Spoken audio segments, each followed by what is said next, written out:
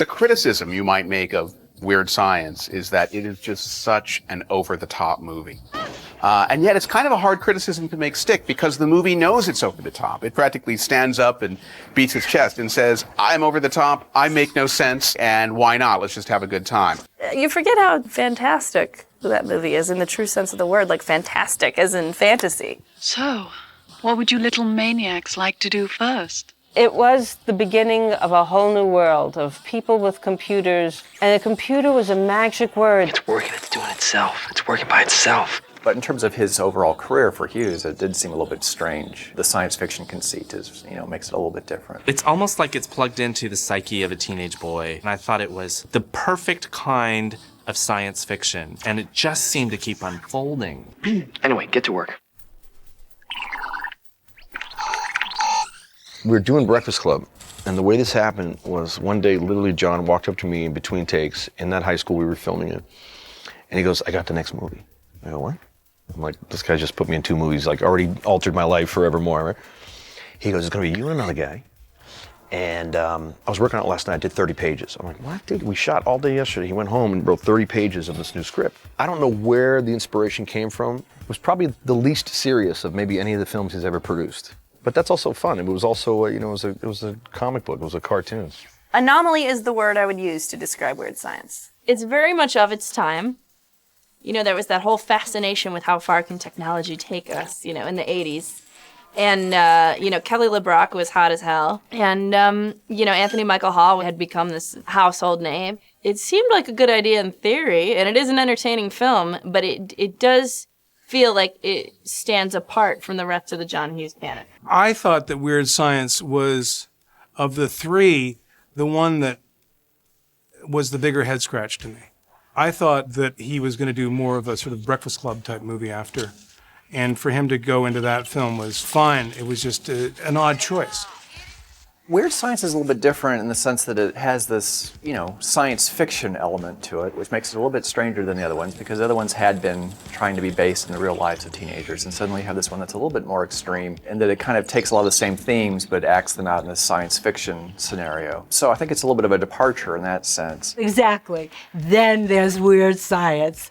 This was John's foray into fashion and excitement and titillation and sex. It probably had the biggest budget John Hughes had at that point, because it has all these special effects, and it involves, a woman stepping out of a computer and a missile coming up through the house, and, the brother being turned into this pile of crap. Hi, dudes! Sometimes when you're doing one kind of a project, sometimes you get, tired of a certain kind of feel, and so it makes sense that after doing something like Breakfast Club, to let's make a beautiful girl with our computer and have her slap everybody that bothers us around, Don't fret me, Al. You're out of shape. I'll kick your ass. I remember when I saw Weird Science, the night it opened, middle of the 80s, this crazy over-the-top movie, but it totally made sense to me in terms of where John Hughes was at, and that he'd made these 2 really, really good defining teen movies, and they were very soulful. And then he just said, all right, enough of that. I'm just going to make a movie where my id takes over. And I sort of appreciated that. You gotta let it out. And he did. And it's a whole lot better than it got credit for. It's about overcoming who you are and needing something like a woman to step out of a computer and sort of show you how to live life. Some of it is memorable. You'd be surprised how many people still talk about the sort of classic image of the 2 guys with the bras on their heads. Yeah, it's juvenile, but it was memorable. Wait, why are we wearing bras on our heads? Ceremonial. When that movie came out, the whole idea of having home computers and kids that work with computers was really a novelty. And at that time, nobody had computers. John Hughes, with this computer, suddenly takes it and makes it the main character of the movie, in that it's the way to get the girl. You could use your computer and put in Time magazine and get bombs and Einstein and tits and make what you want. Perfect. There's one aspect of Weird Science that's kind of brilliant ahead of its time, which is that the whole premise of the movie, where they're trying to create this perfect woman out of a computer, and to specifications. This is really an internet era fantasy. Everyone's looking for the perfect porn site for them.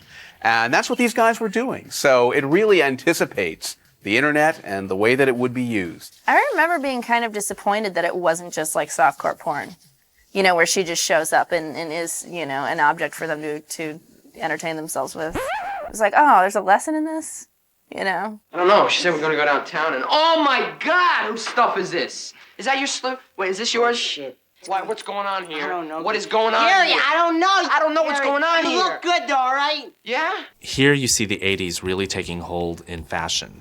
You see ponytails on the sides of heads, and you see weird mullety perm things on the bad guys, Robert Downey Jr. and his friend. John Hughes had this incredible closeness to these characters that he was looking at the way they dressed, the way they talked, and sort of trying to decode all of this, and that he understood these codes of this new generation. He had a vision for that, and he also had the idea for that haircut I had. I don't know where the hell that came from. He saw some dude in a magazine, he's like, how about that haircut? I was like, well, you're paying me, I guess I gotta get my haircut. I don't know what that was. I still don't know what that was. Page boy? I don't know what the hell that is. That was the amazing thing about John's writing. I've done like 60 motion pictures as a designer, and I don't think I've come across scripts except his that are so revealing as to who these characters are. I don't know how a man in his 30s knows enough to make kids look different than they looked in 16 Candles, which was only released a year earlier, but things had tipped, things had changed. Plus, it also had good music. The main musical artist in Weird Science, Oingo Boingo, was sort of on the fringes of the new wave scene at that particular point, and kind of had this science fiction-y, bizarro quality. You sort of remember that title song from Weird Science. It's stuck in my head all these years. And it was an early Danny Elfman credit for the movies, and in a sense it helped segue him into becoming the movie composer that he is now. In fact, when I hear She Blinded Me with Science, I think about Weird Science, even though it was not affiliated with that movie. So, yeah. We'd be watching Road Warrior on the weekend, like a film like Road Warrior, and John would be like, yeah, we're gonna get that guy. And then all of a sudden that guy was in the scene at the end. We got the actual guy from Road Warrior, the Mel Gibson movie. I was like, this is amazing. And Robert Russler. And I met Downey at that point, and he was off and running. We went back to LA, we started prepping Weird Science, and the discussion came up. I guess John knew I would be one of the kids, and he was looking for the other kid. We saw him in a Universal film. It was a Universal film around that time. He had a good role in it. And we just thought that would be the guy. I don't know why. I just remember John, he just showed me tape on the scene, and when he spoke, all due respect, Ilan, you had a funny voice. He just had this baby little voice. It's something about his voice. My parents are coming home. Jeff's coming home. They're gonna freak out. Years later, I had heard from certain people that he was teaching now and all that, which is cool. Drink. Drink it. Weird Science was the first time that I had been in Los Angeles to work in a movie. And we did that whole sequence in the bar where everybody freezes and we look at the door. And by the way, I was able to use the word malaka, which is a Greek term for jagoff. I guess the Chicago term, if we can use that. And all my Greek friends and family some of them were very disturbed, but others were happy that I brought it into modern American usage. Tell me something. What's a beautiful bride like you doing with a malaka like this, huh? It's purely sexual. She's into malaka. Kapelos is back, we're with these other actors. Fats is in the house. And so that whole scene is kind of ad-libbed. We just kind of ad-libbed it all. We had a couple of the lines worked out, how I had been embarrassed and how the girl in 8th grade need me in the nuts and all that other stuff. And then the rest of it, we just ad-libbed. No. She did what? Bitch needs your nuts? Bitch need my nuts, bitch. I'm not playing with you either, man. In the family jewel? That was a blast. Yeah, there were so many reasons at that film. We just had such a good time, And we got to look at Kelly LeBrock every day. And then we got Kelly LeBrock, who then became the it girl, which was wonderful because it was easier to work with her. She really got it and carried out that whole John Hughes feeling of what he thought the most beautiful hot chick would be. This was John's interpretation. Kelly showed up on the set on Weird Science, and it was like one of those Seabreeze commercials. Like everybody was like, it was just like, she's so beautiful, She's this sort of angel that kind of falls in on us and shows us how to be ourselves in a way. I know that this sort of morale of that is interesting. And why don't we try and relax a little bit? I'm only kissing you. With these two kind of hopeless, hapless teenagers, and she kind of shows up to help set us straight in a way. I can be a real serious bitch if I don't get what I want. Ooh, hit me with your best shot.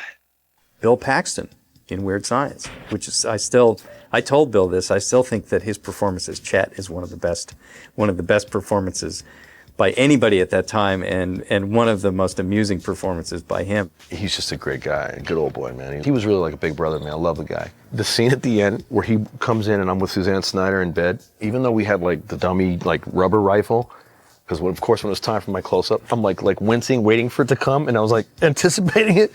So he was like hit me on the head, and I just remember us laughing our asses off when we were in that room, and he's just hit me in the head. You're dead meat, Pilgrim. I'll be back. I have so many associations with Bill Paxton because he's had so many great parts, but I still always think of Chet when I see him. So that says something about the movie. You're stewed, buttwad. Time to pay the fiddler. He's that horrific older brother. You know, everybody's nightmare of an older brother. And I just think that there's an artfulness to that. Bill can play such a prick so marvelously. Hey, what are big brothers for? Oh, God, I remember seeing Aliens for the first time and saying, hey, that's Bill Paxton. He was so funny in Weird Science, you know, doing the same kind of thing. Because he had the crew cut, and, you know, and the military attitude. And you're like, oh my God, Chet's in Aliens. He's military, he's camo, and he gets killed. And you're not sad.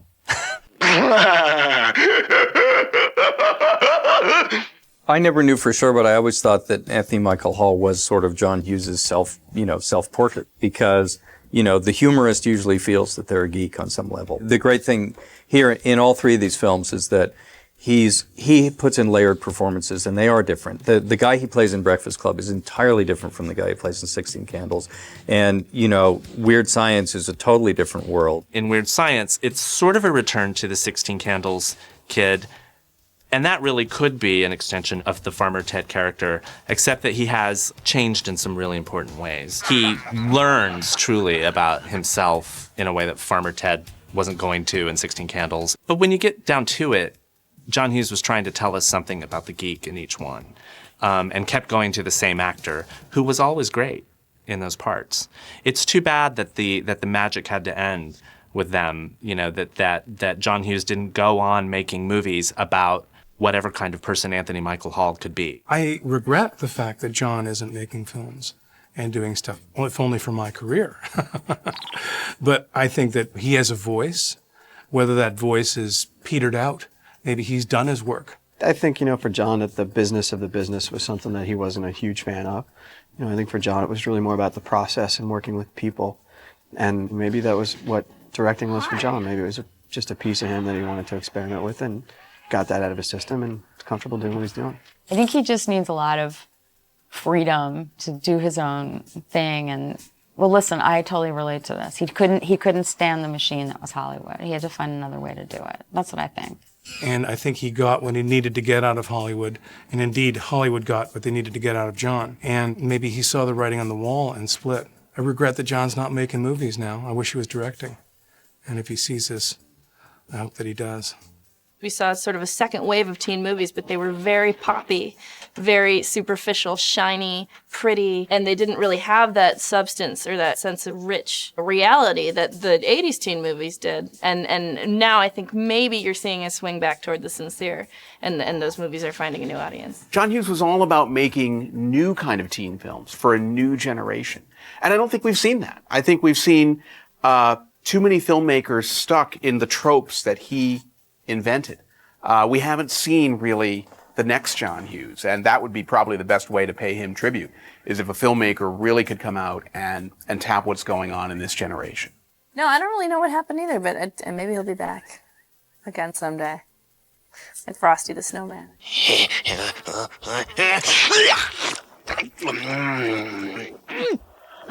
Oh my God!